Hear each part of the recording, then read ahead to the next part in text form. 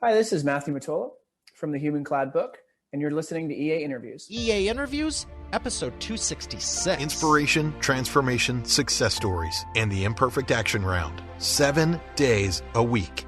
Join Mario Ficini for today's Expert Authority Effect interview. Have you ever wanted to make more money or do something on your own, but you're just not where you should start, what you should be doing, what softwares you should be using? How does this even all go together?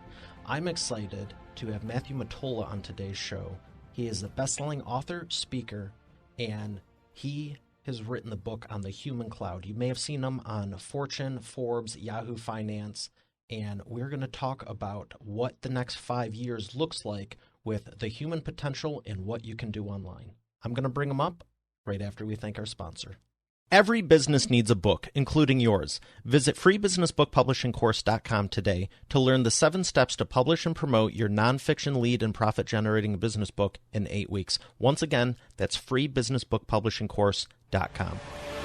Here he is, ladies and gentlemen, Matthew Matola. Matthew, how are you feeling today? I'm good. Thank you so much for having me today. I am excited to learn what you know. You've clearly done some impressive things, and it's just astonishing that you're focusing on what you are, because so many people talk about, the success, the money, the this, the that. But I love that you're focusing on the human side of it and the human potential and what people can be doing, and the rest is a byproduct of it. But, I remember when I was starting off and it was like, I want to do this on my own. I want to start a company. Where do I start? How do I get customers and clients? How do I do this as a freelancer? This, that, the other thing. And that's what you specialize in. So why do you think everyone should get out of the corporate structure? Why does it suck? And why should everyone be a freelancer and do it on their own? Yeah, so I think in terms of setting the stage, when we talk about the human cloud, let's start by defining it, right? What does it mean? So we're not talking about like AI, deep learning, just some generic buzzwords. So when we say human cloud, we're talking about the intersection of remote work technologies, the freelance economy, and automation. And at a high level, the reason that anyone should even care about this is because it enables individuals to have more of an impact. And when I say an impact, that means if you are a freelancer working, instead of working in a corporate environment, you can do more. Even if you are working in a corporate environment, you can hire freelancers. And then from an entrepreneurial lens, the ability to build businesses around the freelance economy. So I think in terms of why, it really comes down to impact. And if we looked at sort of ourselves 20 years ago, there's no way we could do as much from an individual perspective as we can today. What do you think has really attributed to that shift over the last 20 years? Is it just the speed of the internet, the way people have decided they want to focus on more personal things, or do you think company and the corporate culture has dramatically shifted fundamentally? Yeah, I think it comes down to 2 things. And I think one of the ways is how we connect with companies or how we get value. And the second thing is how we create. So in terms of getting value, it used to be that if you were an artist, you had to go work for an agency or an ad agency. And maybe a couple got really lucky selling their art. But nowadays you can be a freelancer and you can connect with clients all around the world instead of having to go with a corporate structure. Second thing is productivity. Think about it as kind of there's the tools, right? And today there's so many tools that we can build things in a remote and freelance manner. If you're a graphic designer, instead of needing to work for a company to have the Adobe suite or the various tools you have, most of these are free. And then the tools to actually connect with your clients also free, whether it's Trello, email, G Drive, you name it. So those are the 2 massive technological forces, is sort of remote work technologies, both to connect you with different people versus having to work for a company, and then also to get that work done. It's an interesting point you bring up, because I never really thought about it, but you're 100% correct. With the softwares we use nowadays used to be, I don't want to say restricted to the agencies and stuff, but maybe some of them were. But would you say it was more the price point was just so astronomical, only the big, larger companies could afford the best of the best? Yeah, and there's sort of 2 reasons for that. And then you nailed it, right? It's the fact that it was too expensive as an individual to be able to create. And if we want to get really geeky, pre-industrial revolution, we all had looms in our homes. But then the factory system came along, and with the steam mill and some of the various technologies, made a factory the sort of most efficient and productive way to get things done. And so if you were making t-shirts, you now had to give in and say, oh no, my t-shirts are too expensive. I can't compete with the factory. But sort of what's happened, and not to get too geeky, but sort of Moore's law, if you're a total software nerd, you've realized that Moore's law is, of course, right? So you look at that and you say, we've been doubling the speed of technology. I mean, this thing right here has as much computing power as the rocket ships that brought us to the moon. So that's insanity. So it's twofold. So the first is, it used to be a strength as a large company that you had a bunch of stuff. And this is so much more than just individual technologies. This is things like healthcare, insurance, HR, finance. It was easier to be a large company. But now from an individual perspective, instead of finance, you have QuickBooks. Instead of HR, you don't even need an HR system because you can connect with fellow freelancers. And then to your second point, the actual technology, the actual tools have become way cheaper because of Moore's law. Yeah, I remember when I was designing literally this machine for live streaming, I remember the first processors, my first one was the Gateway G6 266, then it was like the Intel Celeron D, and it was 2-core, then it was a quad core. This one's got 14. And it's like, these things are supercomputers now, or the phones in your pocket, like you said. You know, some of those have octa-cores in them. And I think everyone gets caught up in the tech, but what would you say for someone that's just enamored with the tech and it's like, oh, it's so cool, it's so this? How do you get them to leverage it to their favor? Because you can have the most cutting edge equipment. I'm not going to say who this was, but I was actually having a discussion about GPSs, and it's like you can have all the tech in the world, but if you don't know how to properly work it, you're still going to get lost.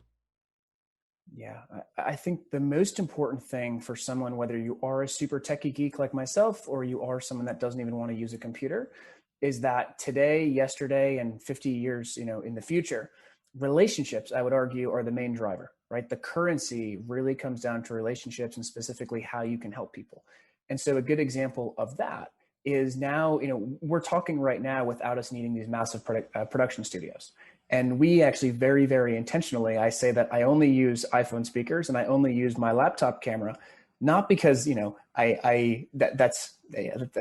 mostly just because we want to show you don't need to go out and have this $30,000 production studio. You can do massive things with very, very small dollar amounts and a very, very small team.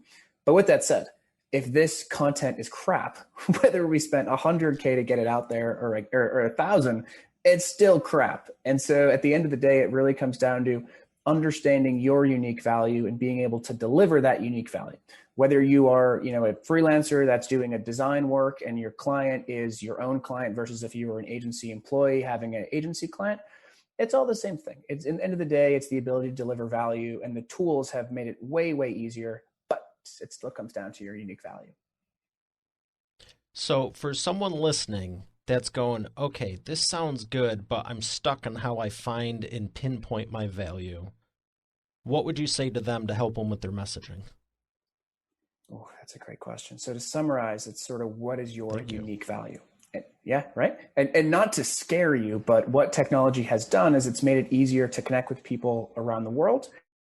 And it's made the uniqueness of you a higher priority. So instead of being able to only have a skill, say you're a graphic designer and you've worked 5+ years at a large company, you now have to be pretty unique. And an example I give with that is we were hiring a writer for the book, and we actually were writing a piece about Da Vinci. Now we put up Writer and we put the job up across various freelance platforms. And we came back with a writer who had all the same qualities as everybody else in terms of, 5+ years, here's a bunch of ratings and reviews, but they specialized on Da Vinci. And it was the coolest thing ever because, in what world can you have someone that's a hell of a writer, but also geeks out on Da Vinci? So that's sort of a proof point of where we're going to, is things are very, very hyper relevant. We also bring up an example in the book of North America's largest motorcycle manufacturer. Instead of hiring all full-time or an agency, they went with 25 to 30 freelancers. One of those freelancers was a motorcycle aficionado or total motorcycle geek that was also a Bluetooth developer. That's so unique. Like, you're not going to go find that in the middle of San Francisco or through a list of 100 resumes under the old system. So that's sort of where we have to get to, is you have to have hyper unique value. In terms of how to get there from an individual perspective, the first thing you have to understand is that you do have to quantify your outcomes. So for so long, we've been used to, in school kind of drills us into us, right?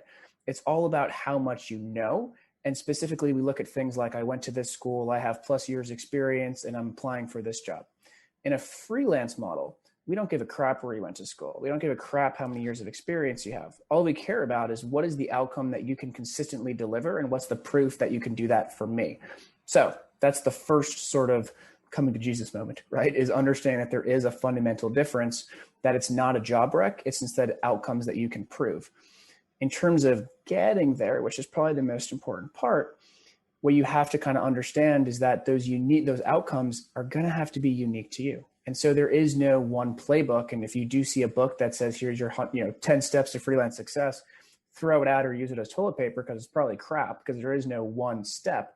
But what we like to say is take your curiosity, the things that you're curious about, and build your value ladder in terms of the outcomes you can deliver within your unique skill set. Instead of a career ladder, think of it as an outcome ladder, because in a freelance world where you used to be, 10 plus years equals director, instead it's 50 plus projects equals 150 an hour or 10K a website or whatever your outcome is. Oh, you are good. And for Thanks, anyone man. listening, we just met, so I'm enjoying this literally as much as you are listening to it. You definitely know your stuff, and I knew you did, but wow. It's been painful. You learn through experience. I will say I started my journey freelancing, and I think one thing that I want you all to take away is that we don't want to say you all have to be freelancers, but what we want to say is that you all have an opportunity to take ownership and control over the outcomes that you want to deliver. And if you can hone that, you're going to have complete control over what you do, where you do it, and who you do it with. And one example was I worked at Microsoft for 2 years. So I can't claim I'm this freelance renegade that's only ever freelance. But what I can claim is that freelance enabled me control in whatever opportunity I wanted to take on. Yeah, I remember reading in your bio, you helped develop the 365 Toolkit. I did. Yeah. So what that was prior to Microsoft. We'll go a little bit back. Started freelancing, sort of grew my own freelance career. Geeked out in terms of the tools and products that was required to scale the freelance economy. I think when I was freelancing, people thought we were Uber drivers. So I just got so sick of hearing people say, "Oh, like you're an Uber driver," which is nothing wrong with that. But I wasn't an Uber driver. I was doing management consulting. And so I went from there to go build the tools to really scale the freelance economy itself. Started building out $1 million freelance projects at a company called Gigster. And so that was, let's do custom software dev using only freelancers, not full-time employees or an agency. And then from there with Microsoft, the problem statement was, how do we get J&J, GE, these massive companies to go spend $100 million on freelancers just like they do full-time employees or agencies? And so that was the sort of massive pain. And what we did was we took Microsoft tools and we created a technology stack that enabled them to hire and manage freelancers specifically through a freelance program. So even though I was a full-time employee, I was basically freelance. I had an outcome. My outcome was I needed to get 10 customers by May 1st. If I didn't get that, I considered myself fired. And in terms of how to get to that, it was all about understanding what outcomes are required to get to that sort of final end state. And my proof of being like, hey, technically I was corporate, had a salary, had benefits, you name it, but I did work 90% remote. That was actually one of my one things that I was like, okay, if I'm going to get stuff done here, well, I have to take the remote side of me over at least. That is fascinating, and I want to ask you, what's your favorite thing about remote, and what do you most dislike about it? Oh, okay, let's start with the biggest pro and con of remote, basically. Yeah, so let's start with what I dislike about it. I dislike that when you do want to have in-person collaboration, it's not there. And I also miss the free lunch. To put it blunt, I miss having a place that I could go and there'd be oatmeal or food. And I was in San Francisco for a while where we spend way too much money on free lunches, free dinners, and organic snacks. So I miss that for sure. The good thing, it all comes down to control. For me personally, I actually work best out of a coffee shop, and I don't know why. I think it's because I can stay. No one talks to me, but I at least get my social cue where I'm like, okay, I can stay and flow, and there's people around, but no one's gonna actually talk to me. And so I really do enjoy controlling that. And I think one thing that's different in an office that I just couldn't really understand was, yeah, why am I there for 8 hours a day? Like I'd rather work for 12 Mm-hmm. hours one day if I want to. If I need to take a call, I want to take a call. If I need to take a nap between 2 and 4 or whatever it is, I can do that. And so that's my number one thing that I like about remote is it's just there's more flexibility and control to put yourself in the best position for however you like to work. I want to ask you, you went a little bit in your backstory, which is fascinating, like I said, but how did you really get into it in high school, college? What was the turning point there to go, here's what I want to do. I love doing, you keep saying I'm a geek. I am too. I actually designed this computer for live streaming, but like, where did it all start from? Yeah, so I had one aha moment. I would say it was my first job out of college. And the reason it was an aha moment was because what I expected was nothing like what actually happened. So, sort of step back, I started freelancing freshman year of college, and actually didn't know it was called freelancing. I still actually really, really struggle with a good word because all it is contract work. I played college sports to pay for my way through college. And that meant that I couldn't do a full-time job. I just didn't have 40 hours consistently to work. I was always having to Yeah. play, but I needed money. So what I did was I just went business to business saying, hey, how can I help? And then they said, you tell me. And I said, well, what are you struggling with? Or what's something you'd pay me for? And fortunately I had some early people that were like, well, you seem young, ambitious, and you're a business student. Can you just go find me 15 of my competitors and figure out where there's a gap in the market or figure out where we have or they have a weakness? That then turned into, hey, can you build us a business plan? Can you do some financial modeling? Because we know you have a finance and accounting background. So I ended up getting really good at just basically anyone that I talked to. Like I remember my baseball hitting coach had mentioned, oh, I want to start a business. And I was like, how much money you got?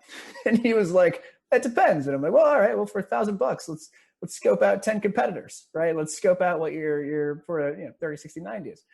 So that's how I got introduced to it. But I still was, a finance and accounting major and studied crazy hard because I was, you're expected to kind of go to the big four. I grew up outside of in Massachusetts, and it was kind of blue collar. So anyone can relate if they feel like they're being pushed towards more of a traditional job. I did it. I was crazy hard to get, but I got sort of that prized job, and I'll never forget. I get the suit, which looking at me now, you'd be like, oh my God, he has a button down. I don't even think I own one right now. But so I get to the 32nd floor of high rise in Boston. First couple of days, I'm like, this is incredible. Of course, I'm eyes open because they're giving you so much Kool-Aid. But then a week into it, I couldn't get over how miserable people looked, and everyone's walking around kind of like zombies, right? Like you're looking at them and they're just like drones walking back Here and again, forth. waiting for the weekend. Here again, yeah. And the actual work itself, I remember being like, we studied so hard, right? Like we worked until 1 to 2 a.m. just to get a good enough grade on the test to get this job. And now here you are, and you don't give a shit about the actual work. And that was the first thing that puzzled me was, oh my God, you're actually coming in doing this, but not caring about the work. And then the second thing was it just felt lifeless, right? It wasn't everyone. And the company I was at was a good company and they treated their employees well under traditional standards. But that was my aha moment where I realized, oh my God, this thing that I was doing that everyone didn't think was like, I would sneak out to the coffee shops to literally do my work. They thought I was just fooling around. But that was my aha moment of this is the way that work should be, which, I mean, one important thing for me is I don't go and say, even though I'm like a tech CEO entrepreneur, I don't necessarily care about how much money I make. Don't tell investors that, but I really don't. I care about the impact. And so for me, I wasn't what's the total addressable market or sort of the things that you kind of have to say now. Instead, it was, holy crap, I believe the world needs this type of model to make sense. And so let's just go dive headfirst into trying to create that, which turned into building some of the tools and software behind a lot of freelance models. Well, I'm glad you're doing what you're doing because you have a unique perspective that I don't see very often. And I would say, even with myself, with the geek background, this, that, the other thing, I never fully went into what you did. And most people I know, it's either one or the other. But you're kind of covering all the bases here, which is really cool. What's been the funnest thing you've been able to just experience from everything you've already accomplished from such a young age? I love my freelancers. That's by far the if anyone asks where do you want to be right now, I want to be talking to my freelancers. I am always amazed, always impressed. One of the first, I'll never forget the first time I hired a freelancer. I had committed a textbook to a university and I didn't have it. It was a Microsoft Word document. So I promised them I made a lean startup, basically website hybrid thing, because it was in my head that I was going to do that. And I built out the draft of it. But I didn't have any design or anything. So I went and I hired a freelancer, and basically I said, I have no idea what I'm doing. I have no idea how to do this, but here's a comparable of what I want it to look like. What's this going to cost? And fortunately it was a freelancer sort of in the beginning of his stages. He was like, it's going to be $1,000. So what did I do? I didn't eat in the weekends just so I could scrape up the 1,000. But I'll never forget that first moment that he delivered something to me. And that was my aha moment of, oh my God, like I don't have to know absolutely everything in the world. I can put my trust into somebody else to, scale and augment what I'm doing. So that was my first experience. That was the, freelancer named Emerson, who's out of Nashville and sometimes Orlando. So that was my first experience. The second though, which is also one of my favorites, is in the book. What people don't know is my co-author, Matt Coatney, I had hired when I was writing. I've been writing this book for 5 years, to be honest. It had been, it's just part of the journey. When I would build stuff, I would write stuff down because I'm super dyslexic. So I need to get it down on paper in a structured format. But so I hired Matt to technically edit my report, and same thing, like $500, like it just, edit it. We end up becoming best friends and writing an actual book versus just a report. And so by far the number one thing the reason I do this is because the freelancers that I meet are the coolest people in the world. They do such insanely incredible work. And I just enjoy every single time I have with them. So I feel like I'm stealing time just to hang out with them. And last story, I swear. But so as part of the book, there's this project manager that I just really want to call out, a woman named Sam Mason. And she was based out of Cincinnati. And I actually met her similar through editing the research paper. Turns out she was a software VP. Then she went to go raise her kids. And when she went back into the workforce, they said, oh, you're too stale, right? It's been 15 years and you're not going to be where you were. And she said, screw it. I'm going to be an editor. And lucky me, I met her and she's the best project manager I've ever worked with in the world. And so I've been able to meet such incredible people. And we did do, as part of the book with her and Matt, we did an offsite in Cincinnati, made them do a mock wedding shoot, showed up to a park, said, haha, guys, I set up a mock wedding shoot as a joke. But yeah, that's the number one thing. Like why? The freelancers are so cool. I can tell you pull the energy from the different perspectives, and you're very similar to me, where it's like if you just have one or two people just chirping in your ear constantly, repetitively, it's like droning on. But you can pull the energy from the team and be like, okay, what are your thoughts on this? What are your thoughts? And you kind of get this mastermind collaboration that just, rising tide raises all ships. Yeah, I couldn't agree. I think, to be honest, I'm young, right? So I really have no ground, and I kind of go into most things saying I know nothing. And to be honest, that's been the case for most of the things I did. When I was going into Microsoft, fortunately I knew Freelance, but I didn't know how to actually build a product. I didn't even know how to use Microsoft products. I used Google. And so the first thing I did was I asked what my budget was. I didn't need headcount, right? But I needed budget for freelancers. So I hired this freelancer named Russ out of Thailand, who's a Microsoft expert. And, I would talk to my boss once a day, say, yeah, things are on track. Then I'd talk to Russ and be like, okay, what the hell is SharePoint? What the hell is OneDrive? How do we use this? This is the problem statement we need to solve. Can you teach me Microsoft? So, I mean, yeah, it's, I don't, some people ask, they're like, so what are some of your leadership techniques and how have you leveraged that? And I'm like, no, I'm just young and poor, and freelancers were by far the best way to amplify, augment my weaknesses. And the best thing about freelance is usually every single person's an expert. So you don't go into freelance saying, hey, I'm the manager or GM or director, and I'm going to tell you what to do. You literally go in and you say, this is the end state that we're looking for. This is the outcome that we're looking for. Here's some comparables.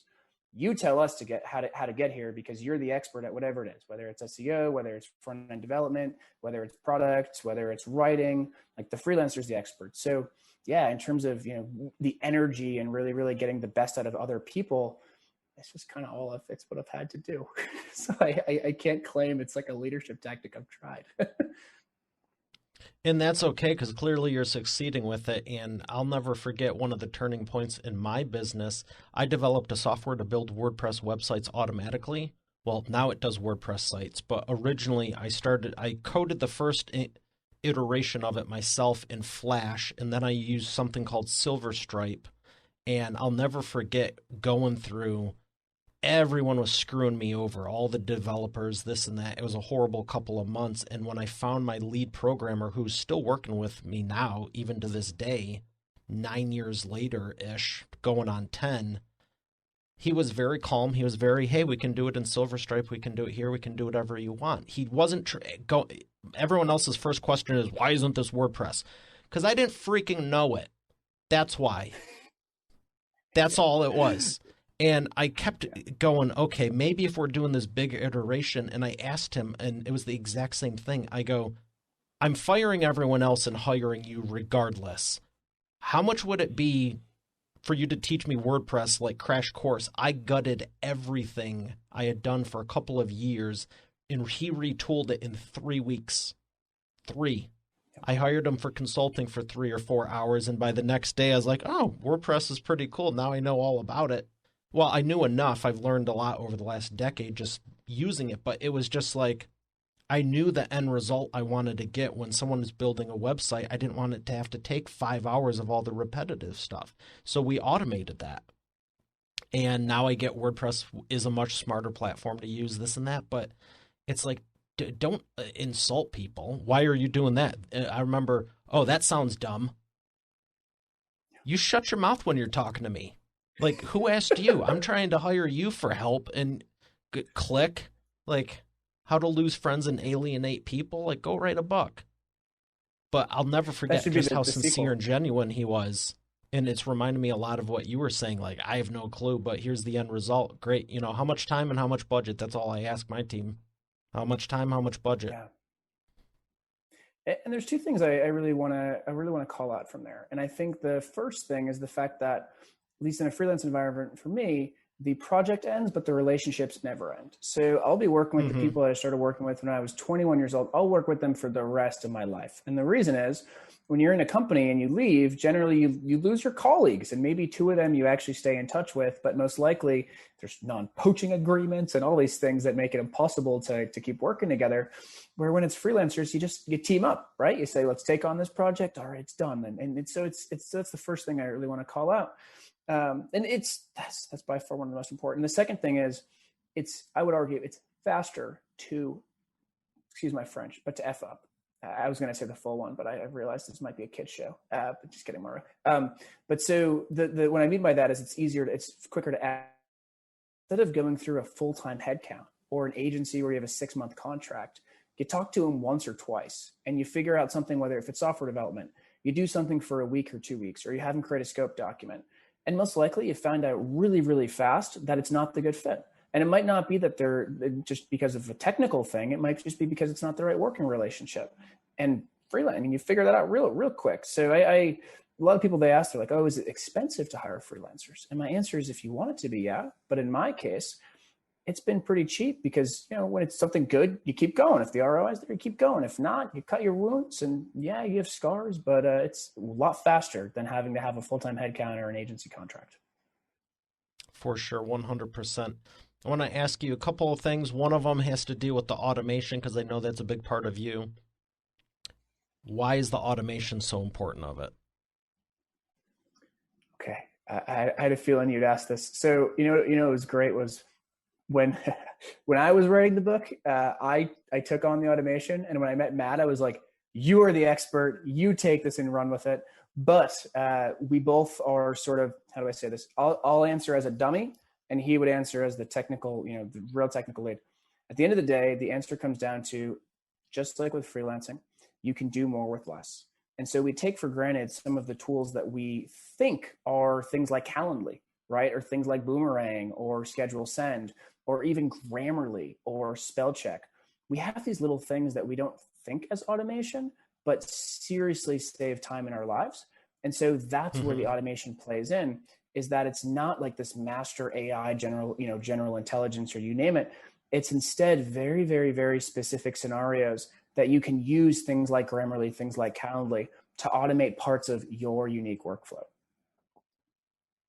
Great answer. Great answer. I'm always looking for ways to do more with less. And a couple mine are Basecamp, and I love Schedule Once, like you used for picking the time for the interview. I've used it for years. Started with coaching stuff, and when I launched the show, I was like, "Oh, this is easy." There's people wigging out for months. How do I set up a booking thing? And I basically copied what I already had, changed a few words on it, and it was the first iteration of that. Automation is huge, and for anyone that thinks like you have to be doing everything, you don't. It's like look for ways to do less. Yeah, and I would sort of summarize it by saying, think about things that are repeatable in your life, and how do you automate those things that are repeatable? Because a computer is dumb. A computer just knows 0 and 1, and then a bunch of if this then that logic. And so from your end, like, what do you keep repeating, and how can you try to automate some of those scenarios? So like with the calendar is a perfect example. If an email client comes in, then send them your calendar link. Before, you were probably saying, if someone sends me a time, check my calendar, send them times, then get another mail, then check. But instead have a Calendly. A second one that's very freelancer specific comes down to things like proposals. So if a client comes in that's doing a website, then carry over 80% of what you did last time. Don't keep creating net new things. If you then start a website project, don't create a whole new sort of onboarding kickoff call. Carry over the exact items that you had before. So it seems like it's sexy to have the tools, but in reality, at the end of the day, it's just a bunch of line items that are saying if this, then that, and think about the repeatable things that you have in your life. And that's where automation kicks in, is taking those over. I want to ask you about your biggest transformational and success story with a client. Who would you say it is, and what did you do for them? Ooh, I would say it's Microsoft. And I know that doesn't count. I mean, we'll call that a 2-year client, but I would really say it was Microsoft. The fact that we had ideas, and I think this is one of the biggest things as a freelancer that you jump in and really add value for. There was a bunch of ideas. There was a bunch of problems. There was some success. There was some not success. But as a freelancer, you go in and you say, okay, what is the defined sort of outcome that you're looking for? And in our case, it was, how do we have a technology layer that enables freelancers to be hired and managed within an enterprise? That's where we started. So I went in at first, I said, okay, what is the exact problem? So you go in and you just listen. So you have, if you're a freelancer out there that's more on the product end, this might be your discovery session, your 2-week discovery session, where you go meet with 100 people, or you go meet with 50 people, and you just try to define what is the actual target that we're shooting at. So figured out that, okay, the actual target is we need to enable the enterprises themselves, specifically a procurement or HR function, to have the technology to hire people at mass and manage them. So that was the first thing. Second thing was, all right, let's take 6 months to actually build the technology, which if you've built products before, you know that what you think is going to happen is never what's going to actually happen.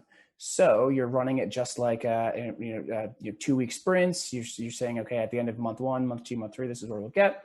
Long story short, because all that sort of is the fluff, we went from having really good data about what we did internally, and we were able to take what sort of we did, what the client needed, and apply a technology layer, which required everything from actually building the technology to bringing it to market.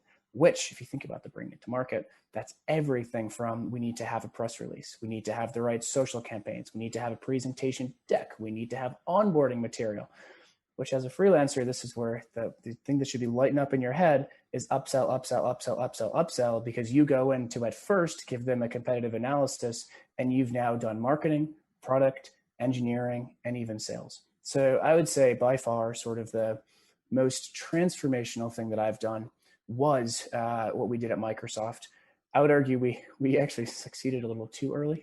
we can go into sort of why that's not a good thing at large companies. But that was by far, I'd say, the most transformational project I've done. Why isn't it a good thing at large companies? Ooh. The structures are tough. Specifically, let's think about a startup versus a large company. Within a startup, the person who builds it is the person who's going to become CEO when they raise more money. Within a large company, it's really complicated because number one, where does it fit in the whole product portfolio?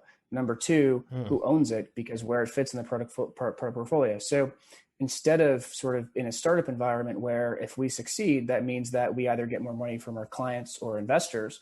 And as the CEO, I'm not kicked out, or I'm not looking up and saying, who's that GM and who's that director and how do I play politics? So I'd say that's the biggest difference, is just that the variables that I care about are literally just customer growth or getting an investor use, they're getting in investors. Where in a large company, you inherently sort of have that politics of who's going to be the person that signs the pen. And the other thing there is, instead of going for sort of investor capital or revenue, you do go for more of the budgets. So it's how do we unlock $1 million budget versus, which has a lot of implications, like we said, about sort of where does this fit within the whole product portfolio. Quick example, think about LinkedIn. If you were to do a freelance solution within LinkedIn, you would have to prove to management that you're not cutting off their existing revenue stream. So we would have to go prove that we're not, it's classic innovator's dilemma, that we're not going to go get rid of staffing companies, but instead amplify and augment the core business streams.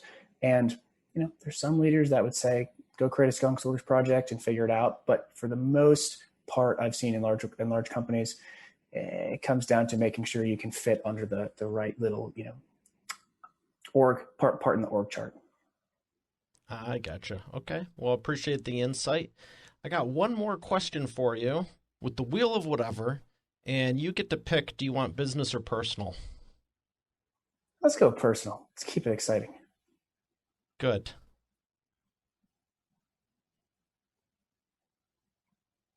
Yellow or black? No. Let's go black. Probably makes it darker. No, it's just something I incorporated recently because there's two colors to pick from. So personally, who is a celebrity that you would love to hang out with for the week? Celebrity. It's funny. I have a complex. I don't like celebrities. At least most celebrities, because I don't think they've really done anything for the world. What about sports? They're celebrities too. You like sports? Even worse. I would really. So my answer is going to be, I know, right?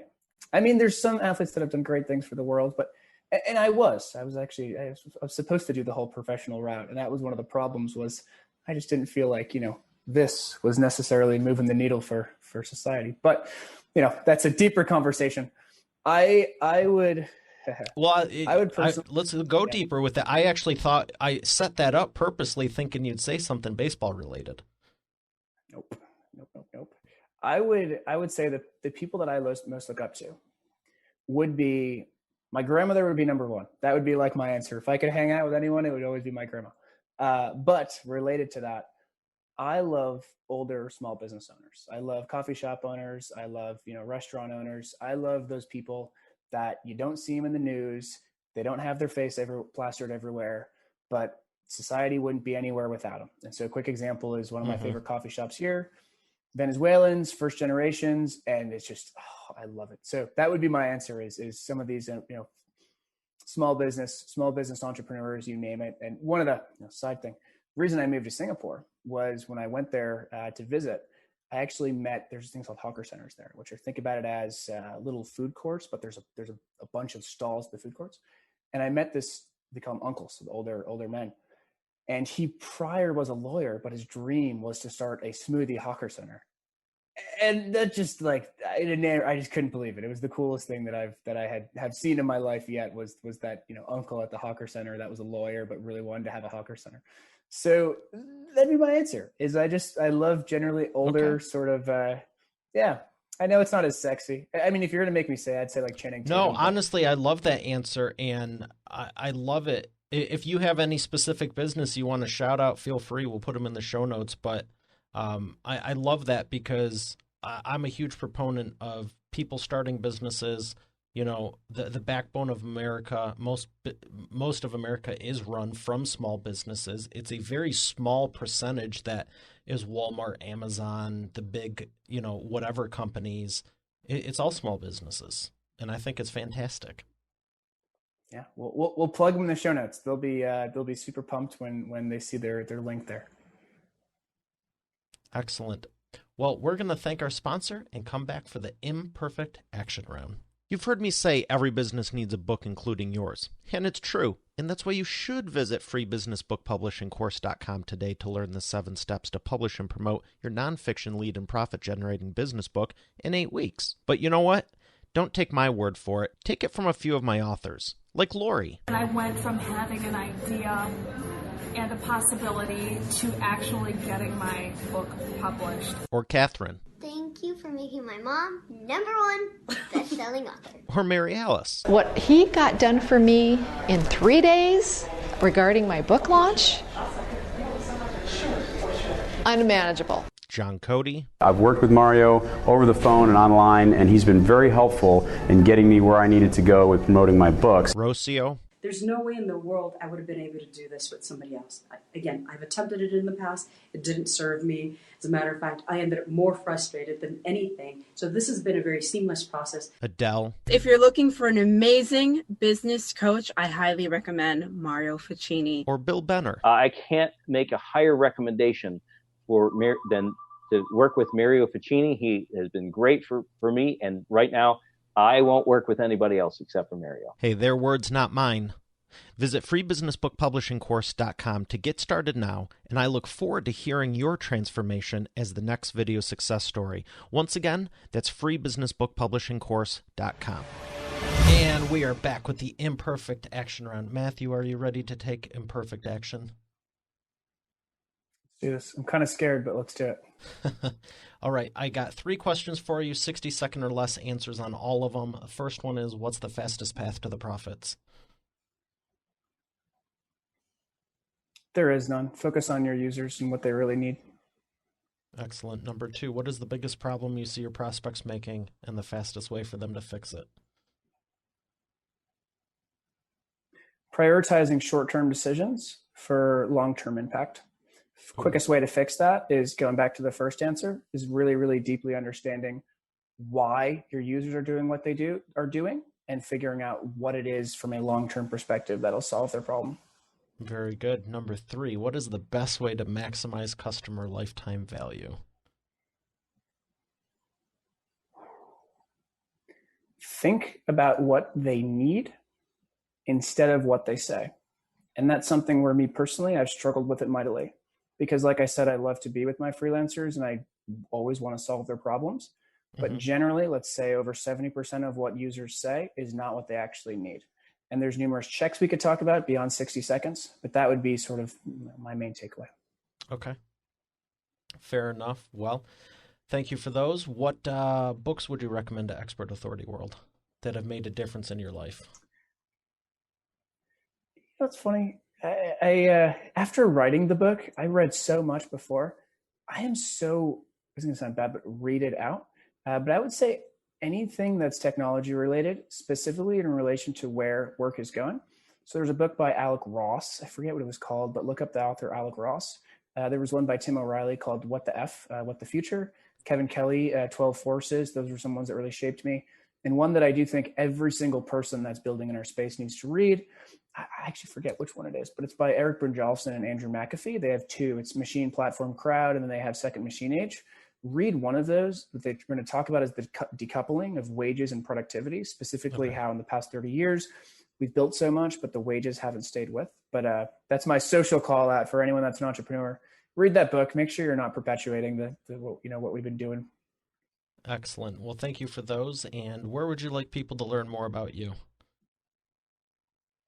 Yeah, start with thehumancloudbook.com, then go over to venturel.io. Excellent. Well, thank you so much. This has been a lot of fun, and I appreciate you for what you shared and your time. Of course. Thank you so much. This was great. All right, Expert Authority World, we have another great episode here today. I'll see you tomorrow. Have a great day, and God bless. You're already the expert, but have you transformed your expertise into a tangible asset that will generate and qualify leads while increasing profit for you 24/7? And if so, how well are you promoting it? With the Expert Authority Effect publishing method, it's easier and faster than ever. Visit freebusinessbookpublishingcourse.com today to learn the 7 steps to publish and promote your nonfiction lead and profit-generating business book in 8 weeks. Visit freebusinessbookpublishingcourse.com to get started now. Once again, that's freebusinessbookpublishingcourse.com. Hey, thanks for listening to today's episode. I hope you got a lot out of it. I know I sure did. If you haven't done so already, I invite you to subscribe to the show. And also be sure to check out eainterviews.com for complete show notes, the full interview video experience, links to the resources we mentioned, and more. Have a blessed day, and I'll see you tomorrow.